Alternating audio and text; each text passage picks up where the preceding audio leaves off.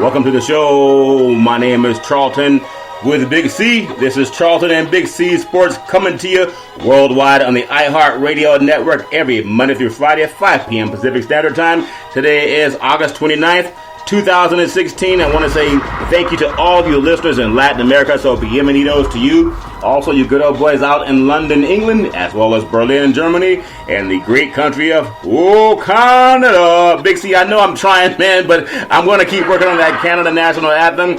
And also, you good old boys down in Australia, listening to Charlton and Big C Sports on an iHeartRadio platform of 250 million people worldwide. Big C, how's everything going for you good old boys down south? It's going great, Charlton. We got to be able to find you another line in the old Canada. I think there might be a home and native land tossed up in there somewhere. But, we'll help you out. We'll get you some tutelage. We hear that you West Coast boys get a little slow sometimes. I can use it. Out there, so I understand. You're working on your tan instead of your bars for a song. I understand that, Big C. So how you good old boys doing down south? I know that college football's kicking off pretty soon. Everybody's hyped about that. The NFL's coming down to its final cuts, and they have some evaluations of different players all over the country. Big C, I want to get your thoughts on that too. And then also, let's talk about freedom of speech. I think it was, I don't know if it was Dr. Dre, but this crew called Fight the Power.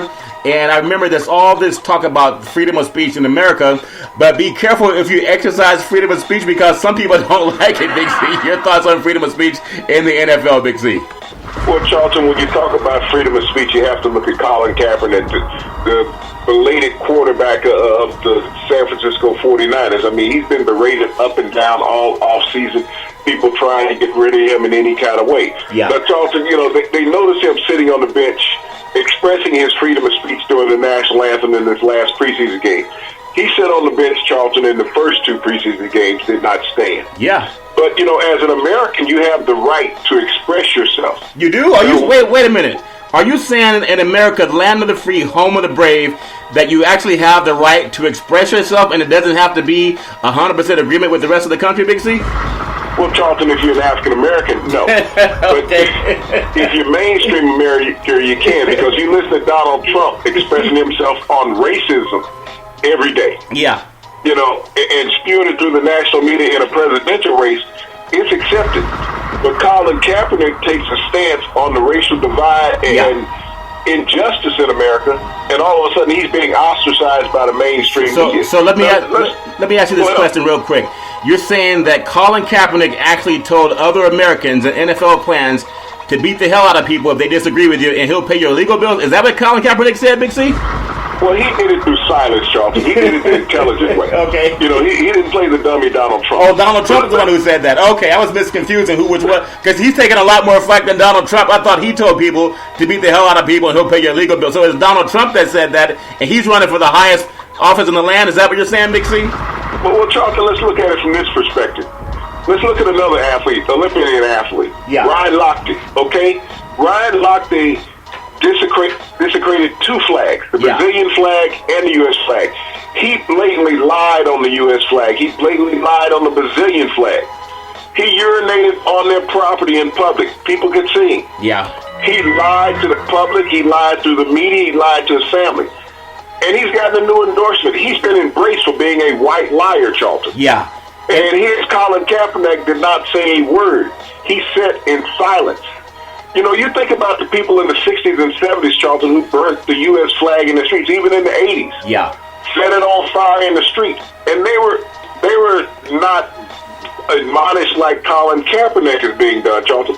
He did nothing illegal. He did nothing wrong. Yeah. He sat in silence. And by sitting in silence, they want to desecrate this young man. And find something else that's wrong in America other than Colin Kaepernick not standing. Yeah, and I think obviously in this segment is sponsored by your Northern California Cadillac dealers, home of the all-new Cadillac Escalade, the standard of the world. And when you go down and test drive it, tell them that Charlton and Big C sent you. Now, I've been paying attention, Big C, to what's happening in the world, and I love the fact that we're Americans. I think we are the land of the free, home of the brave. But I really start to question if the Kerner Commission was done back about half a century ago, and also if a lot of people see that that's what Colin Kaepernick is actually protesting. The government has already said that we are two countries separate and unequal, and I do believe that the world of athletics, and I love what's happening right now because people are talking, and we're talking about what's it going to take to keep people safe. In the sports world, you brought it up earlier that sports is more galvanizing than politics, is more galvanizing than also, the political scene. People will come together in a sports environment, and I think this is healthy dialogue. I've heard commentators all over the country talking about, should he have a right to free speech? Well, yeah, we're in America, Big C. You don't have to like it. I mean, he's not any more egregious than Charlton. They question it because he's a black man. Yeah. Should he have the right to free speech? They're I not think questioning anyone else saying should they have the right to free speech. Yeah. They're questioning Colin Kaepernick because he's black. Years ago, Charlton, before you remember, Mahmoud Abdul Sharif played guard for the Denver Broncos. He was out of LSU. His name was Chris Jackson when he played to LSU. Then he changed himself to the Muslim race, changed his name. He did not stand for the national anthem, and he used to get fined by the NBA for this, for expressing himself. Wow. He said it was not part of his Muslim belief. Yeah. And so he was fined as a black man. Now, there's been many other players, Charlton, that were in the locker room during the national anthem, and they come out afterwards. Yeah. They're not fined or banished by the leagues, Charlton. And and you see this on a regular basis. You know what's interesting to me, because in our world of athletics, and I think it's so powerful, there seems to be more people interested in whether Colin Kaepernick is standing during the national anthem or the Pledge of Allegiance to the flag. No matter what it is, I think there's more interest in that than the political race right now, Big C. Ironically, I've heard as many Caucasian commentators applauding his decision to exercise his freedom of speech. Ironically, I've heard many of his African-American brethren on television, they're the ones who feel they have to appease Caucasian men who actually, they applaud Kaepernick for his freedom of speech. Protesting. Taking a strong stance. Yeah, but the people and that's what you have to do. I mean, what he's doing is that he's protesting the violence in America. Yeah. That's what, and he's doing it through silence, Charlton. You don't have to go out and yell and curse at somebody. He's not burning buildings. Not burning any buildings. Not saying beat the hell out of people who pay your legal bills. And if you would, imagine if you just, and this is for anybody, it doesn't matter what color you are, what gender, if you hear some of the things that Donald Trump spews, and I don't care if you're Democrat or Republican, but if Colin Kaepernick had stood up and said, if someone disagrees with you exercising your freedom of speech, beat the hell out of them, and I'll pay your political or your legal bills. That's what Donald Trump said. And well, think if no flack. Yeah. Think if he'd have said those Second Amendment rights people will take care of it for us. Yeah. Think if Colin Kaepernick had said that what Donald Trump said versus Hillary Clinton. To threaten Hillary Clinton, yeah. And the people who have the right to bear arms can handle this situation with her. Yeah. So I think no matter what you believe in America, sports is wonderful. Whenever you're uncomfortable, you start to grow. I mean, anyone who's lifting weights, it hurts at first because you're trying to exercise muscles. Big C, I know you put on a lot of muscle over the years, so you understand exercising muscle. And also, if you are out there trying to see that you want to stand for something, even Jesus, and I'm not making a comparison, but even Jesus was criticized and ridiculed. So whether you agree with Colin Kaepernick or not, I'm glad that in America we do have the right to agree and disagree. I think it's healthy dialogue. And as far as healthy dialogue, Big C, I know there's a lot of football happening over the season coming up. There's going to be a lot of big games, college and NFL, but I want to get your thought on some of the NFL action that happened over the weekend. I think so far I'm impressed with Dak Prescott, and I'm also impressed with Ezekiel Elliott more so than anybody else that I've seen so far. Big C, I want to get your thoughts on who you're impressed with following the NFL so far. Well, Charles, just to speak on those two young men you talk about in Dallas, they got a young tandem that can grow. Yeah. Dak Prescott, the rookie quarterback, fourth-round draft pick out of Mississippi State. Yeah. Ezekiel Elliott, the number one draft pick out of Ohio State at running back. Yeah. Now, we know that Tony Romo's going to be gone anywhere from 6 to 10 weeks. Tony Romo now, Charlton, is 36 years old. 3 consecutive seasons he's had some type of back or shoulder injury. Yeah. Dallas has to look at its future. You cannot keep going back to an injury-prone quarterback. Now, you got to realize, Tony Romo was an undrafted free agent, Charlton, over a decade ago. Yeah. He reached his Super Bowl by becoming starting quarterback of the Dallas Cowboys and becoming an All-Pro. Right. He reached heights that he never thought he would reach. But if Dallas expects to get back to the big game, it's time to turn the page from Tony Romo.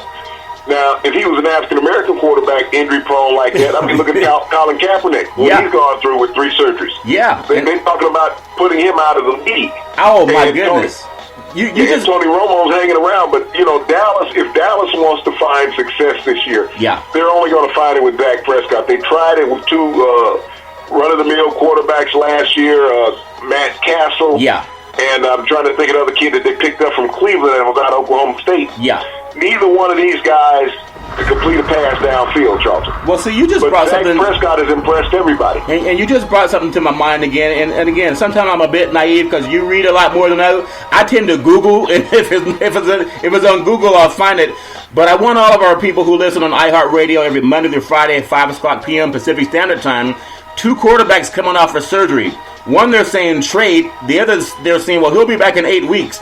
A guy with a broken back, they want to cut. There's no talk about cut the guy from the team. There's no talk about get rid of him. He's never been to a Super Bowl, never even been to an NFC Championship game, but he happens to get the favoritism that some of what pushback that Colin Kaepernick's talking about, I think that's about what he's talking about. He's just talking about it with the criminal justice system. So I just want people to keep in mind, put apple to apple and see who's having more of a problem with the media. It's not Kelly saying get rid of him.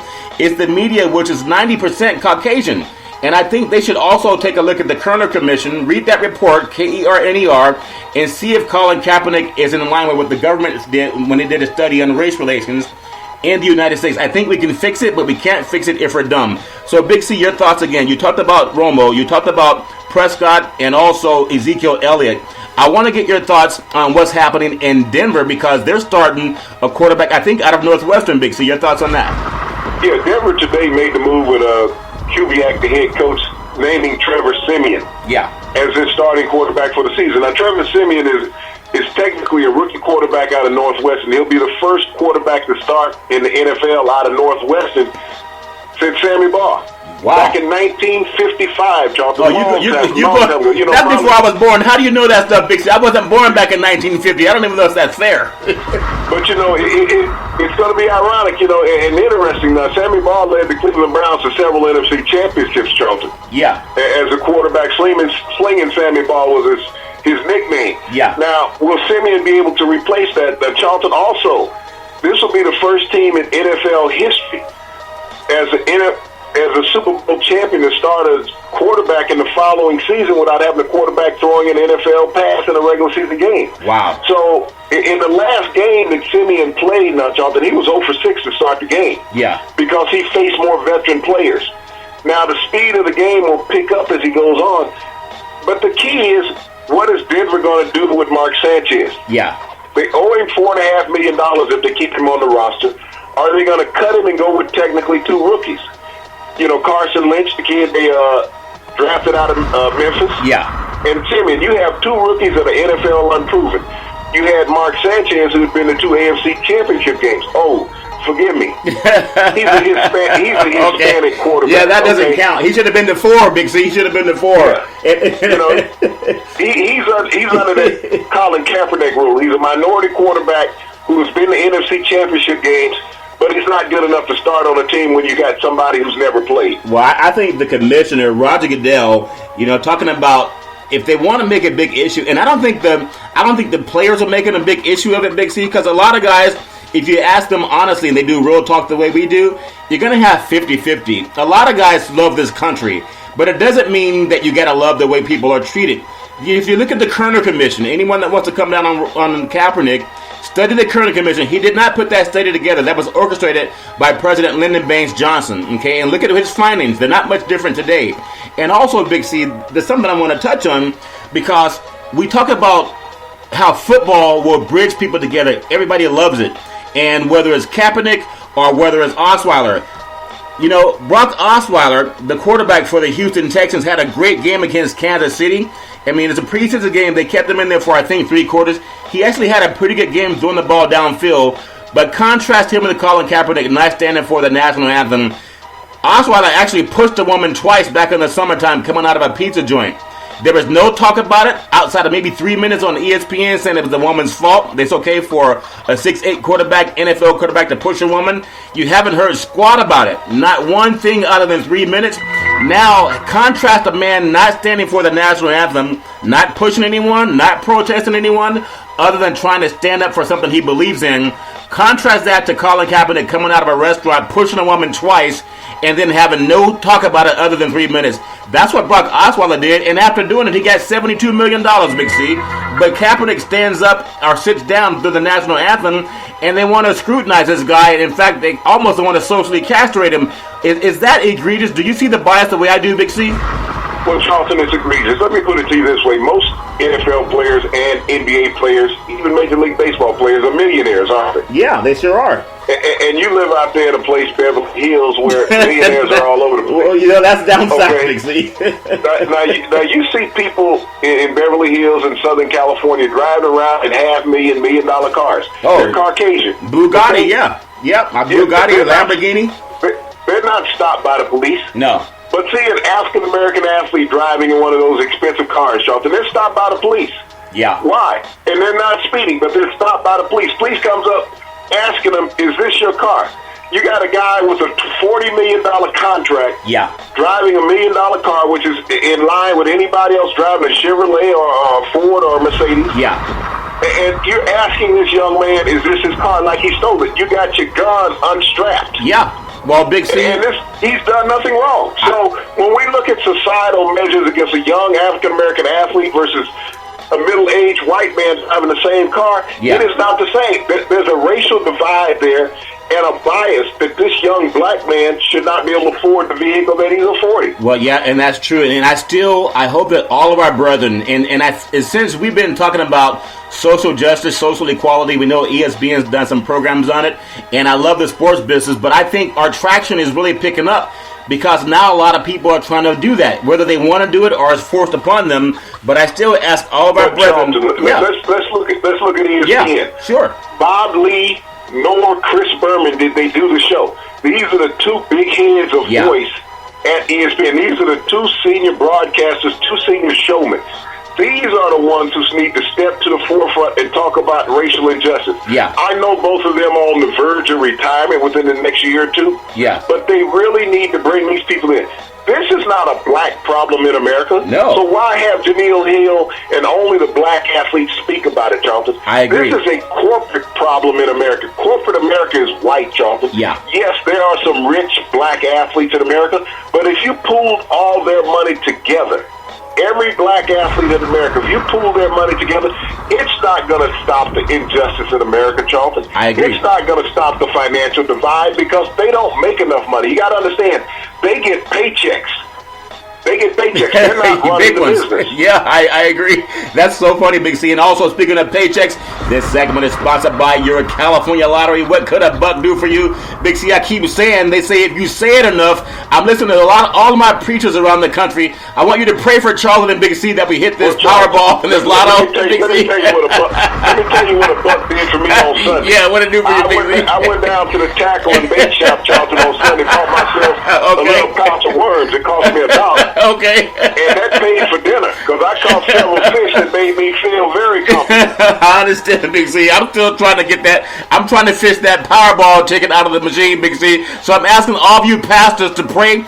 Who is the one that prayed for an airplane? Creflo Dollar. We want you to pray for Charlton and Big C Sports to hit this Powerball and make $1 million coming up in California. Again, what a buck could do for you. And Big C, back to the story of NFL football. I'm looking at the Oakland Raiders, and I followed the Raiders since they were back in the days of George Blanda and the great Kenny the Snake Stabler. They didn't look very well against the Tennessee Titans defensively, but offensively, they seem to move the ball well when they have to. But I know a lot of guys are trying to hold back what they're going to do for the first and second week of the season. But the Raiders, I picked them to win the AFC West. But I'm surprised that Tennessee came in here and ran the ball and scored on them very easily, Big C. What's going on with the Oakland Raiders, Big C? Well, Charlton, you got to look at the two big backs that Tennessee had. They have Marco Murray that they brought in after that debacle in Philadelphia last year, who led the NFC in rushing 2 years ago when he was with the Dallas Cowboys. Yeah. And you bring in Derrick Henry, who is also a powerhouse running back, Heisman Trophy winner out of Alabama. Alabama, yeah. So when you talk about a 1-2 punch of two huge backs standing 6'3" and 6'4", running at about 240 pounds, that's what you really call ground and pound. Yeah. That's old-time NFL. When you think about Woody Hayes at Ohio State, the great coach that they had there for decades, when he talked about 3 yards and a cloud of dust. This is running game. Yeah. And that's what the Tennessee Titans is going back to. They got these big backs to take some of the pressure off of Marcus Mariota, the Heisman Trophy winner from a couple of years ago and their number 1 draft pick. Out of Oregon. So they're putting some balance in their offense. They got a good young receiving core. You got 2 great backs. So you think about it, there's really no one-back system anymore in the NFL. Yeah. And Mike Mularkey, the head coach of Tennessee, has understood that. He was a former tight end when he played in the NFL. So he understands how important that the running game is. And he's given that to Mariota now. When you look at the Raiders on the other side of the ball, Charlton, that's what they didn't have in the game. They didn't have their running game. So that's what they're really going to have to work on. Carr can throw the ball. Oh, yeah. But if he has to line up and throw it 40, 45 times a game, the Raiders are not going to have the success they need if he's only throwing it 30 to 32 times a game. Well, I think you're very right about that. And again, there's always going to be a little bit of a holdback from the games. And I want to get your thoughts, too, because we were talking about Colin Kaepernick earlier, and then we'll hit some East Coast teams also. When the Packers came out and they played the 49ers, obviously they'd been giving Gabbert, the first team starts because when Kaepernick was having his surgery, that's what they went with. Your thoughts on Gabbert and also the 49ers offense? They didn't look very impressive against Green Bay, even though they were at home, but they're trying to make it seem like it's all Kaepernick's fault again. Big C, your thoughts on that? Well, my thoughts on Gabbert are just like the mainstream media, Charlton. He sucks, okay? Okay. But they can't and won't say that. They won't say it, no. He's a pathetic excuse for an NFL quarterback. Well, they brought in Ponder. They brought in Ponder because of that. He's a big white kid. Yeah, you bring in a guy that was out there on the waiver wire, Christian Ponder, who had been with the Vikings. Yeah. So that lets you know your trust in this kid. Yeah. Gabbert, the Jacksonville gave him up for a 5th-round draft pick, yet they spent a number 1 on him. Yeah. So they didn't care about it. They knew he was a waste. And so, the media in San Francisco thinks because he's going to be the next Montana. He's going to be he's not even the next Garcia, okay? Right. Yeah, Aaron Garcia. Jeff Garcia. Yeah, you're right. He's more like a quarterback that they drafted. He was Bill Walsh's last draft pick. Yeah. Jim Druckenmiller. Yeah. Out of Virginia Tech. They wasted a number 1 draft pick on him. He looked just like him. He's 6'5", big blonde kid. Yeah. Looked good standing there, but the minute he started moving, you knew he had a problem. Right. Okay? He wasn't as coordinated as you expected for an NFL quarterback to be. Yes. Now, let me ask you this question also, Big C. When you look down in the NFC, you look at Tampa Bay. I know they have a great quarterback in Winston, and I think they put some of the pieces together to challenge in that division. I know you're looking at also New Orleans down there as well as Tennessee, but your thoughts on Winston? You expect him to have a breakout year, or is he still a year away, Big C? Your thoughts on him? No, Jameis Winston came in the training camp this year, Charlton, ready to play football. He dropped some 20 pounds. He's looking real sharp.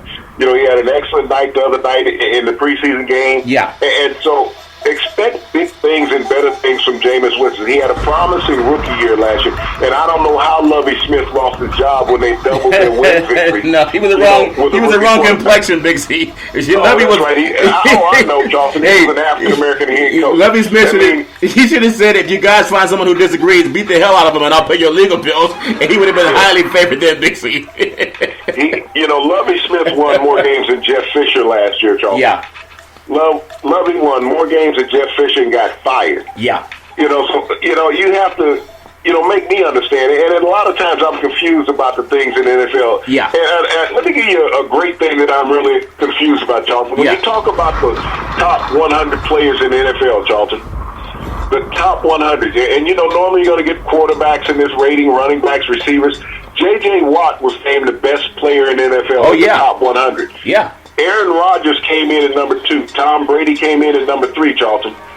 Not one African-American quarterback was named the best player on his team. Really? Not one, Charlton, when you think about that. Cam Newton was not even the best player on his team. Wasn't he the MVP in the league? He was the NFL MVP last year. Right. Took his team to the Super Bowl, a 15-1 record. And the media said he wasn't even the best player on his team. Even though you're the NFL MVP, you're not the best player on your team. Russell Wilson, Charlton, been to 2 Super Bowls. 2. Well, maybe he needs to go to 4, Big C.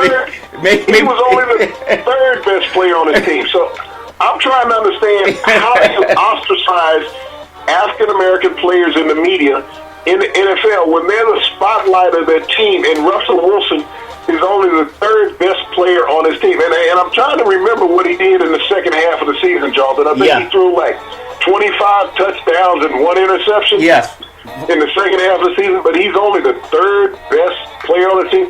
Teddy Bridgewater took his team to the playoffs. Yes. Okay? He's not the best player on his team. That is crazy. So when we look up and down this ledger, Charlton, at the inequalities in the NFL, in sports and society, Charlton, that African-American players, regardless of how good you are and how well you lead your teams and how dominant you are as an individual, you're still not respected by the mainstream media. They will find a reason to not make you as good as you are. Well, and that controls Madison Avenue, Charlton, for sponsorship, revenue outside the game, and how you're portrayed image-wise. Well, I think that's very true, Big C. And speaking of image-wise, this segment is sponsored by United Labor Guaranteed Life Insurance up to $100,000 with no medical questions. Tweet out to Charlton and Big C Sports. We're also endorsed by the American Heart Association and the American Cancer Society. We work with all of the unions under the AFL-CIO, and I'm looking to employ over 1,000 licensed insurance brokers to help put people back to work. Follow Charlton and Big C Sports. We even may have a spot for Joey Bosa. I think he signed a 4-year, $25 million contract today, which includes a $17 million signing bonus, Big C. So Joey Bosa, he started reading the paper and realizing, where else can he find $17 million, Big C? Joey Bosa, they actually signed it. Your thoughts on Joey Bosa?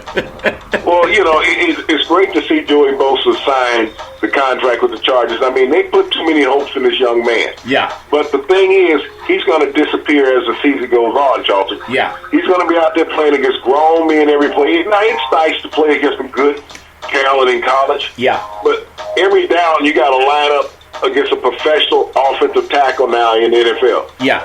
You fight the guy for a paycheck. You don't care where you went to college at. Not even Ohio State, Big C. As a rookie, he's going to find a way to punish you, and especially since you held out while he was in training camp. Yeah, that's funny. He had to go to work every day, and you were sitting up in a lounger chair laughing.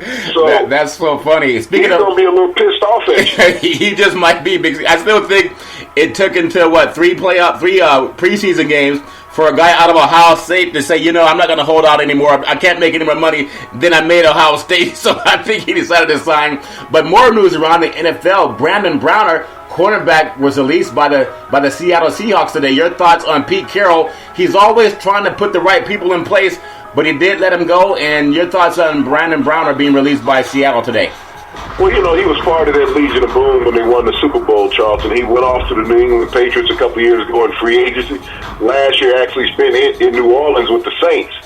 And, Seattle re-signed it, but you also got to understand that Seattle had a secondary that was intact when they signed it, hoping that he could probably come in and be a nickelback. Yeah. He just could not crack it. As you get up in age as a veteran defensive back, you have a tendency to lose a stride. Yeah. I don't have any doubt that Brandon Browner will find a home somewhere with another team because he's that unique type of player, Charlton. Yeah. He's big. He's 6'4". He's very physical. He's a tweener. He can play that Sam linebacker as well as he can play the strong safety. Yeah. So there are some teams out there with not so great secondaries that he can help, Charlton. So see him on another NFL roster by the start of the season. Well, definitely. Pete Carroll knows how to get rid of guys, and he's done it year in and year out. They replaced their running back from Marshawn Lynch, and they find a lot of ways to just say what it takes to get people going. And I think that Pete Carroll, he's always found a way to win. I don't think he's really going to have a fallback when you look at what Charlton, he does. You also got to look at it from this perspective. As a head coach in Pete Carroll, you find a guy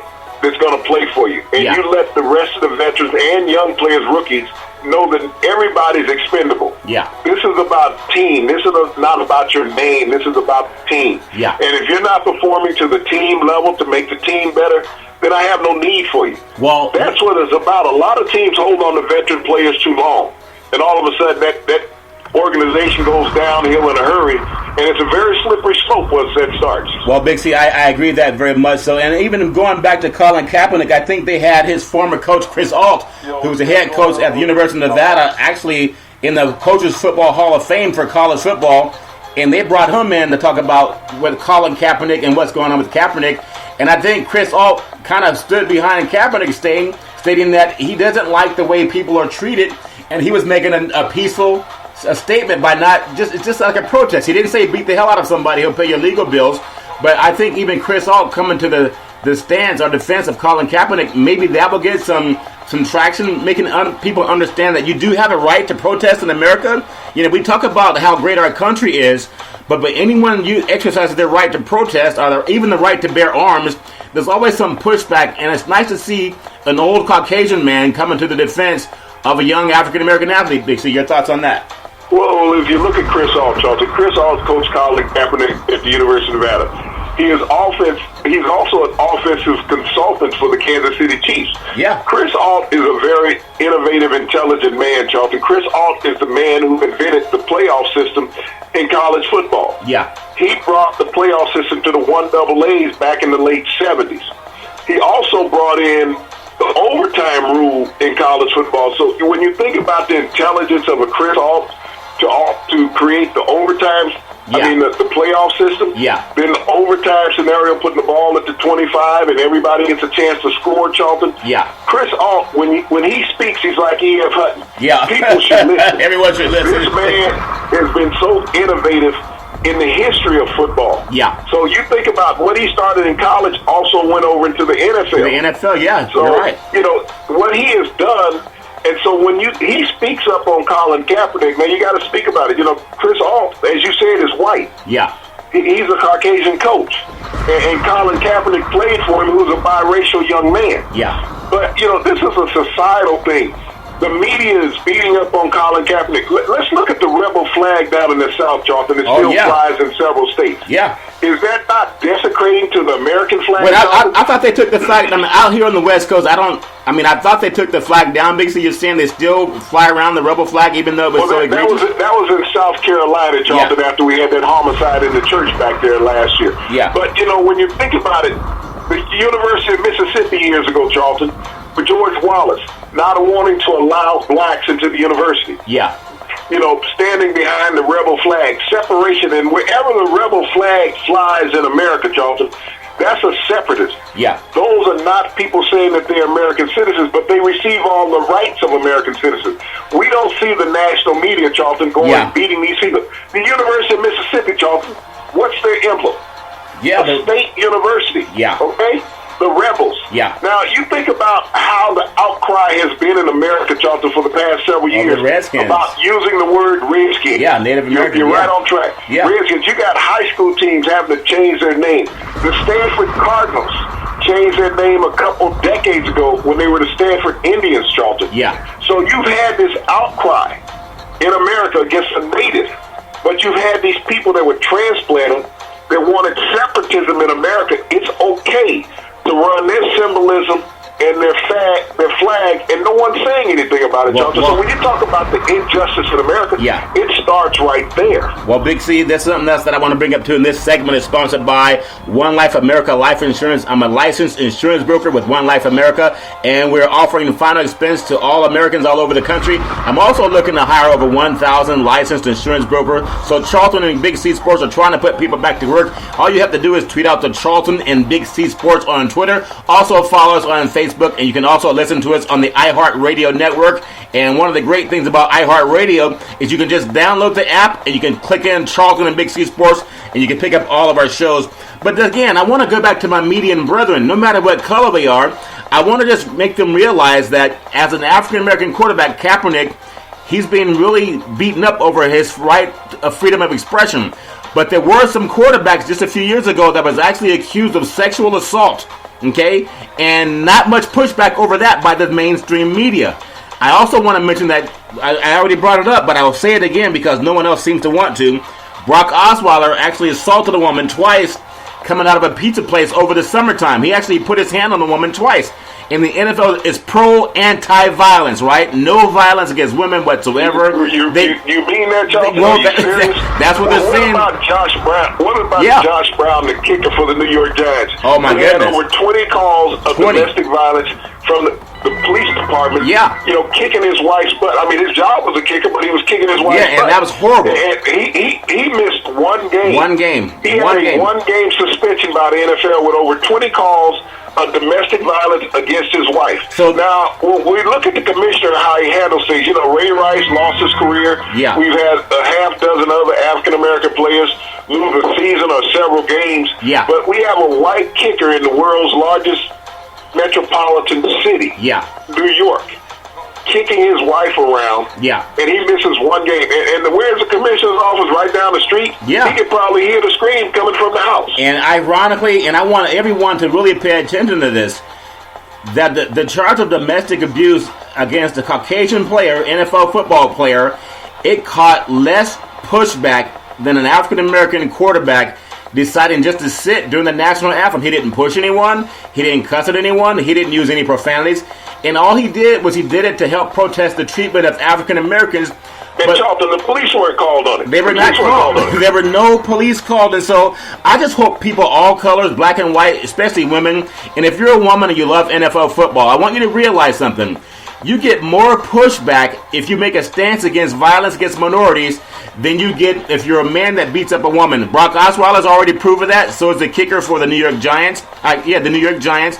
I want women to think about that as you have your households. Most women run households, Big C. We have a lot of men and women in the media. Pejoratively is male. But I want those women to realize protesting black violence, whether it's police officers or black on black crime, just protesting that gets more flack than someone who actually beats up a woman. I think that's egregious, Big C. Your thoughts on that? Well, like I said, when I found out about Josh Brown's situation several months ago, I was appalled because I looked at the commissioner giving this man a one-game suspension for beating up his wife consistently. 20 calls to the police department. Not one, not two, 20, Charlton. Almost 24 calls to the police department. And it only warranted a one-game suspension. We look at what happened with Adrian Peterson for whipping his child. He lost an entire season.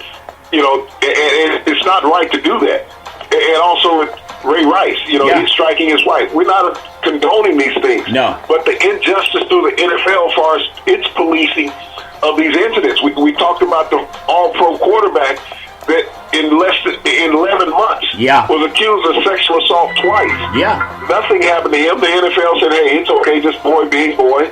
It won it at Lake Tahoe, the other one in Atlanta. So, Michael Vick lost his career, went to prison for fighting dogs. We got NFL players beating the crap out of women, and it's okay from the commissioner's office. And we got NFL players assaulting women. It's okay from the commissioner's office. But Michael Vick was involved in some dog fighting, and no one can say he was there physically, but it was on his property. And he lost a career and went to prison. And that's crazy. And you think about the kicker for the New York Giants, I think he stood for all the national anthems, but it didn't stop him from beating up his wife 20 times, Big C, and really not a lot of pushback. In the final segment, I want to say this segment is sponsored by BeneathThisWingsFoundation.org and also CYNN Entertainment with Cynthia Evans. And also, Big C, I just want to bring this point up. We're talking about how we can have freedom of speech in this country, and I love it. And I think sports will bring people together. I hear so many sportscasters now having a social conscience, and they're talking about, do we really want freedom of speech in America? Or is it just easy freedom of speech? And sometimes to have change, you got to have honest dialogue. So I'm proud of all of our media people for coming to the forefront and not just talking about a score. And I'm proud of anyone who wants to exercise their freedom of speech. Me personally, I've always stood for the national anthem, but I understand you have a right not to, and I understand that you have a right to do so. So Big C, I want to get your thoughts on what you expect to see coming up this following week for NFL football. But college football is kicking off too. I know you good old boys down south really love this time of year. Your thoughts on what you're looking forward to coming up on the football season, Big C? Well, Charlton, we got USC coming in for a practice game. Get down here in the south. We're gonna let our JV players so they'll have a chance. Wait, you guys got to get off the chain game first, right, Big C? A lot of you guys are still part of the chain game, from what I understand, in Alabama. Well, you also look at the NFL, Charlton. They get down to their final cutdowns, and so there's going to be a lot of people on the move. There's going to be a lot of veteran players, as you just talked about, Cam Chancellor being let go by Seattle. There's going to be many other veteran players out there on the waiver wire, Charlton, and so you're going to be able to put together an entire NFL team or two. There's some veteran players on the waiver wire, but it's exciting this time of the year. The kickoff is 2 weeks away in the NFL. It's a week away in college football. So, everybody's sitting on the edge of their couch in anticipation. Yeah. We're expecting big things. When you look at the top players in college football, who are they? You got Deshaun Watson. You got Christian McCaffrey. Yeah. You got, Juju I believe Smith his name is Bennett, the quarterback at Jason Barrett, the quarterback at Ohio State. Josh Rosen at UCLA. Josh Rosen at UCLA. You got to look at these young men of leading their teams to a potential national championship, Charlton.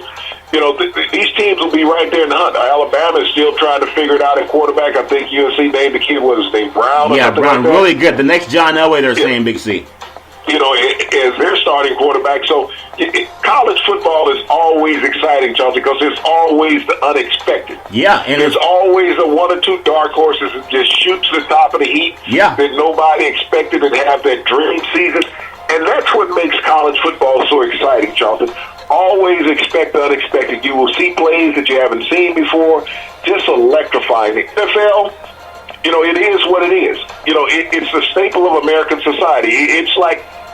It's the Sunday meal. It's the day that football took away from the church. They own it. Yeah, I understand very much. People love to watch church, or is it they watch church and go watch football, or do they watch football and go to church, Big C? We know it's one of the two. Church gets out early on Sunday. The preacher watches the clock on Sunday. I understand that, Big C. And every time I want to talk about college football, I think of Texas. You have Alabama that lost to Oklahoma, Ole Miss twice, Ohio State, and also Auburn. And I'm telling you what, USC has the best offensive line in college football and the best defensive secondary. Should be a great game. And speaking of great games, every Monday through Friday at 5 o'clock p.m. Pacific Standard Time worldwide, you can follow Charlton and Big C Sports on iHeart Radio Network. And remember, you can also practice freedom of speech. We don't have to always agree to listen to each other, respect each other. So we would love you to listen to us every Monday through Friday at 5 p.m. Pacific Standard Time worldwide on Charlton and Big C Sports. We thank you, we appreciate you, and we hope that you have a super fantastic day.